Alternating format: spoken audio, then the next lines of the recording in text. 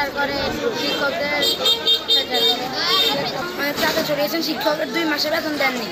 রমজান মাসে তিনি আমাদেরকে কড়া রোদে তার করিয়ে পিটি করিয়েছিলেন। এটা ভাববেন না যে এটা সমসাময়িক কোন আন্দোলনের অংশ না, আমরা বিগত 5-6 মাস থেকে এই আন্দোলন করে যাচ্ছি। পদত্যাগ চাই, হ্যাঁ আমিও আমাদের প্রিন্সিপাল স্যারের পদত্যাগ চাই, প্রিন্সিপাল স্যারের পদত্যাগ চাই। ওনাকে যা একবার বের করে দেওয়া হয়েছে, আবারও আমাদের স্কুলে ফেরত আনতে ওনাকে আবারও আমাদের প্রিন্সিপাল স্যারের পদে দিতে, কিন্তু আমরা এটা চাই না। আমরা চাই উনি যেন আমাদের প্রিন্সিপাল স্যার না হয়ে। শিক্ষকদের উপর অত্যাচার করে, শিক্ষকদের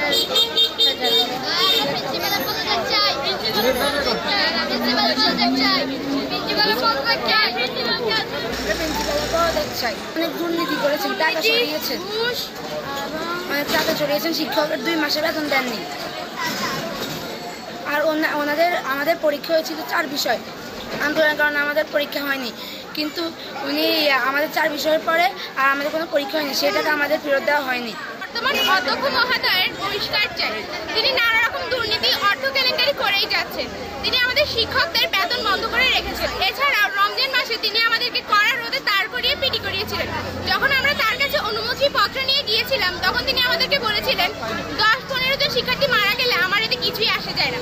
এছাড়াও আমাদের বিদ্যালয়ে শ্রেণীকক্ষের সংকট, যেখানে তিনি আমাদেরকে শ্রেণীকক্ষ করে দেবেন, সেখানে তিনি নিজে আলাদা করে একটি শ্রেণীকক্ষ নিয়ে নিজের রুম করেছেন, অফিস কক্ষ তৈরি করেছেন। আর শিক্ষার্থী আমরা বলেছিলাম আমাদেরকে ফ্যানের সুব্যবস্থা করে দেওয়ার জন্য। প্রথমত টিচারদেরকে বেতন দেওয়া হয় নাই, যেই টাকা দিয়ে তাদের সংসার চলে, তাদের জীবন চলে। আর দ্বিতীয়ত হচ্ছে ওনার মধ্যে আমাদের শিক্ষার্থীদের প্রতি কিংবা আমাদের প্রতিষ্ঠানের প্রতি কোনো আন্তরিকতাই নেই।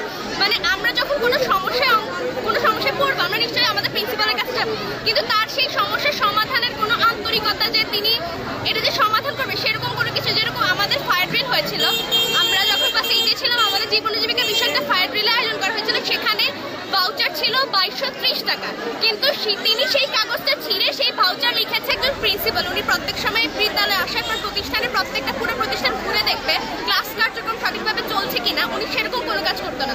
উনি ওনার রুমে ঢুকে সেখানে বসে থাকতো, বসে হয় মোবাইল টিপতো, না হলে টিভি দেখতো। যে পরিস্থিতি, এটা কারো কাম্য নয়। আমরা এর সুষ্ঠু একটা ব্যবস্থা চাচ্ছি। প্রশাসন যদি তদন্ত করতে হবে, পুঙ্খানুপুঙ্খভাবে করুক এবং করার একটা ব্যবস্থা নিক। কারণ যে অবস্থা, ক্লাস বন্ধ, একটা না একটা ঝামেলা লেগেই আছে। এটা ভাববেন না যে এটা সমসাময়িক কোন আন্দোলনের অংশ না, আমরা বিগত 5-6 মাস থেকে এই আন্দোলন করে যাচ্ছি, ভদ্র স্টাইলে, সামাজিক স্টাইলে, নিয়ম মেনে। কিন্তু জেলা প্রশাসক আমাদেরকে কোনো পাত্তাই দিচ্ছেন না, যার কারণে আমরা গতকালকেও জেলা প্রশাসকে গেছি। ডিসি মহোদয় সুরাইয়া জাহান আমাদেরকে কোনো পাত্তা দেন নাই, ওনার রুমে আমাদেরকে এন্ট্রি দেন নাই।